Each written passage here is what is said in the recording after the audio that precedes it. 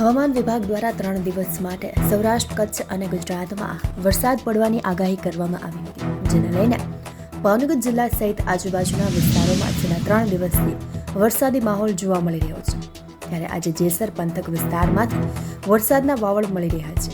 જેસરના બિલા ગામે જોરદાર પવન સાથે ધોધમાર વરસાદ વરસવાનો શરૂ થયો હતો.